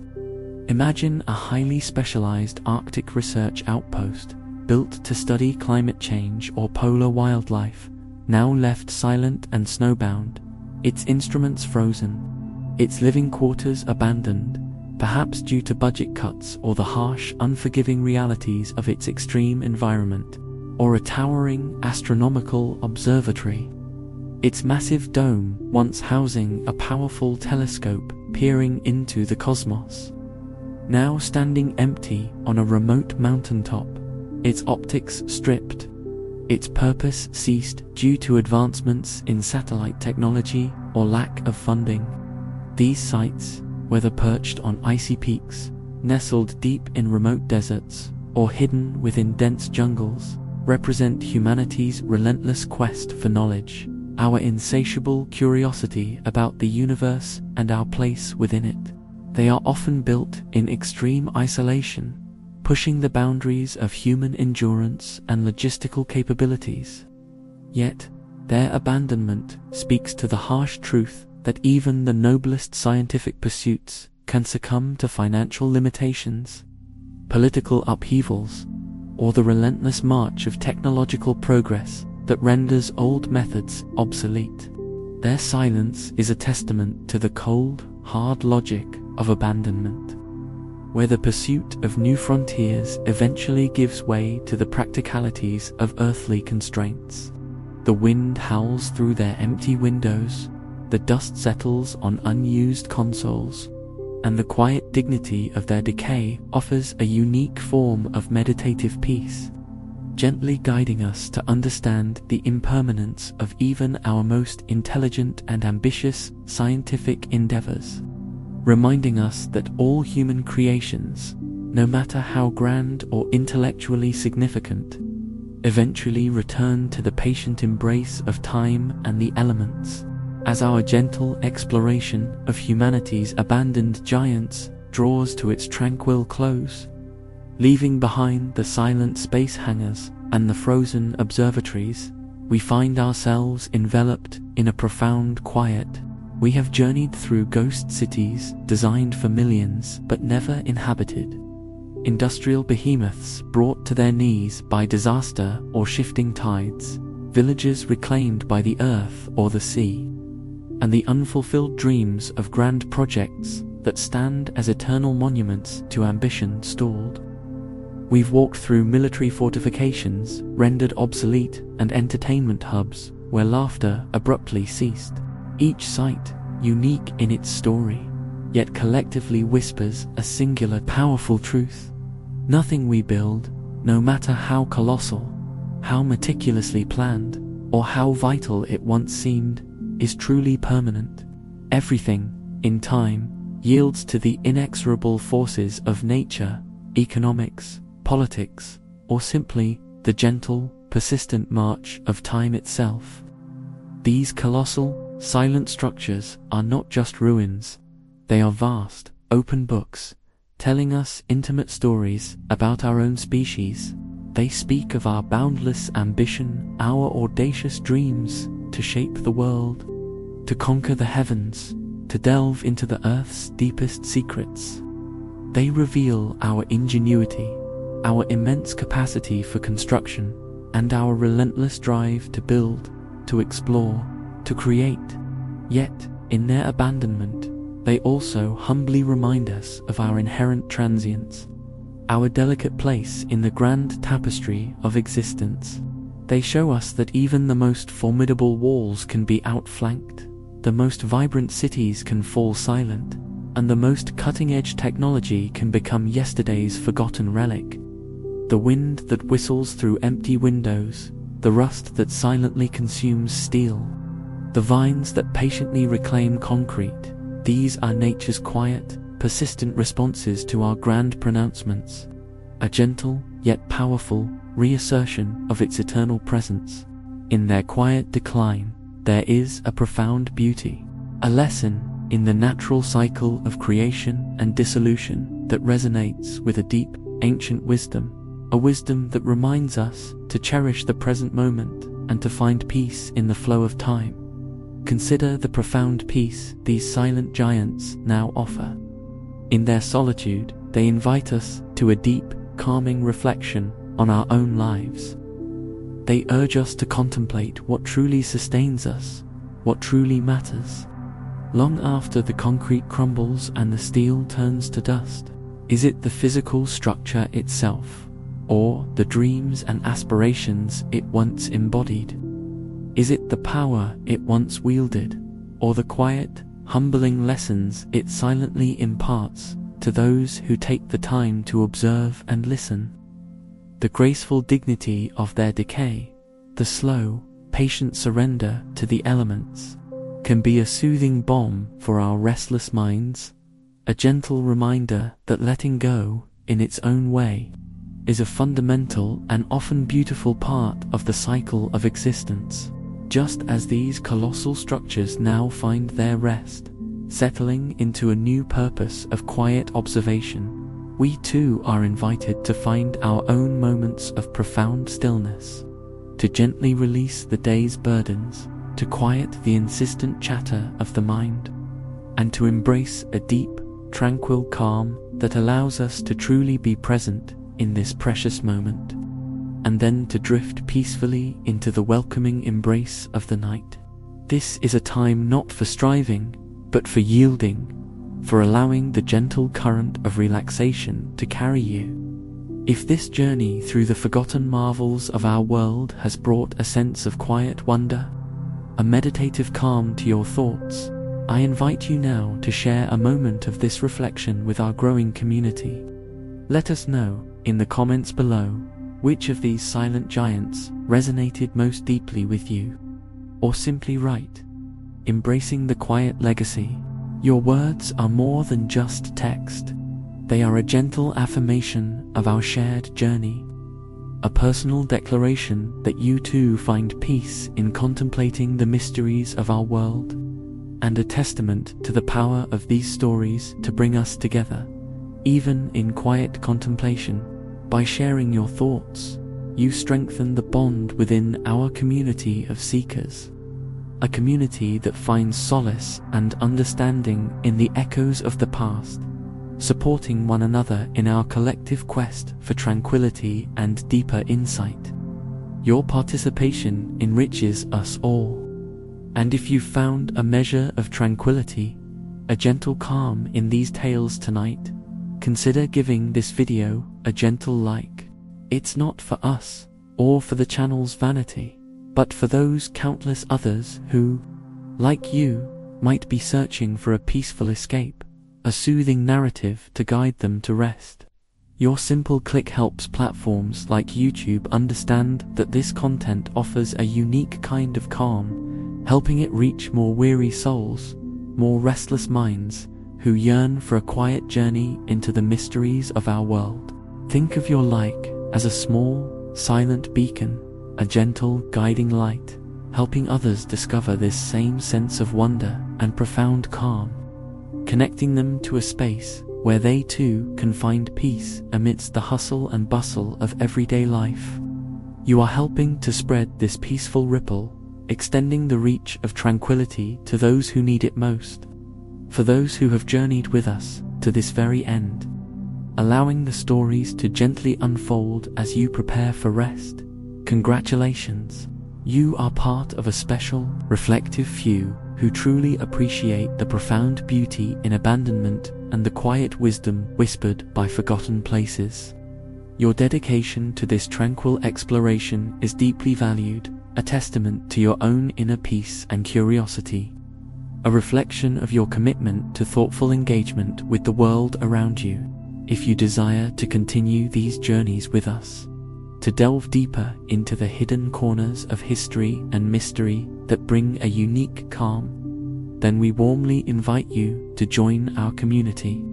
Subscribe to the channel and gently turn on notifications so you don't miss our future explorations.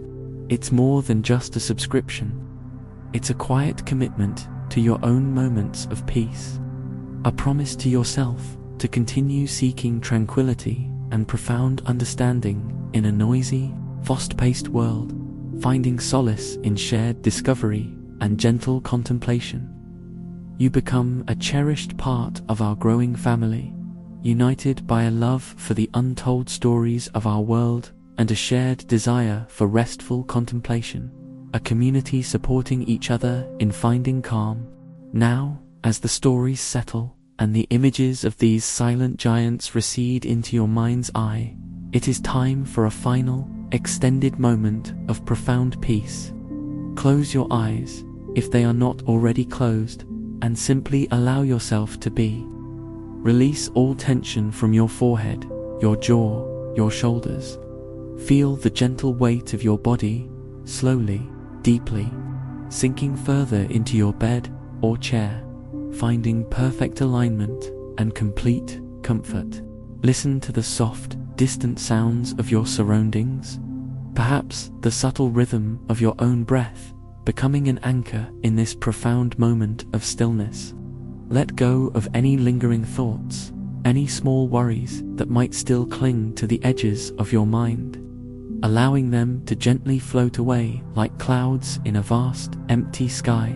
Allow the philosophical echoes of our journey to wash over you, reminding you of the transience of all human creations, the beautiful inevitability of nature's reclaiming, and the enduring, restorative power of profound stillness that lies at the heart of all existence. Feel a deep, comforting sense of peace enveloping you, from the tips of your toes to the crown of your head. Imagine, one last time, the vast, silent landscapes we visited tonight, the endless, empty avenues of Kangbashi, their sheer scale now a gentle memory, fading softly into the twilight. The mysterious, almost chilling depths of the Kola superdeep borehole, its secrets still safely held by the earth, undisturbed and at peace. The quiet dignity of Pripyat's abandoned streets, an enduring symbol of human resilience and nature's slow, patient rebirth, transforming tragedy into a new kind of beauty. The sun-drenched, crumbling beauty of Krakow, a testament to the earth's gentle yet insistent power, embracing its ancient stones. The wave-battered concrete of Hashima, now a sanctuary for seabirds, their calls a lullaby to forgotten industry. The majestic, unfulfilled promise of the Ryujung Hotel, a towering beacon of human ambition, forever paused, reflecting the stars in its glass facade. The silent fortifications of the Maginot Line, their purpose long past, now resting in peace, integrated back into the quiet French countryside.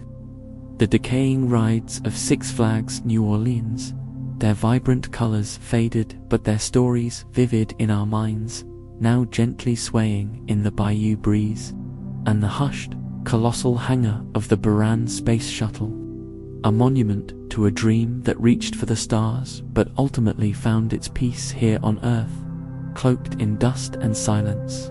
Each one now exists in a state of profound, natural peace, surrendered to the quiet embrace of time and the elements, teaching us a gentle lesson about acceptance, about letting go, and about the beautiful ultimate stillness that awaits all things. Just as these giants have found their rest, so too can you. Allow your breath to deepen, to slow, to become an even, gentle rhythm, guiding you effortlessly deeper into relaxation. Feel yourself drifting, softly, peacefully, beyond the threshold of wakefulness, into a realm of serene calm where dreams begin to form. Let the quiet wisdom of these abandoned worlds, their enduring silence, and their profound lessons guide you into a restful, restorative, and dream-filled slumber. May your dreams be as vast and as tranquil as the silent landscapes we have explored tonight, rich with wonder, deep with understanding, and imbued with an unwavering peace that carries you through the night. Rest now, deeply and profoundly. We'll be here when you awaken, ready for new quiet journeys, new stories of wonder and profound peace. Good night.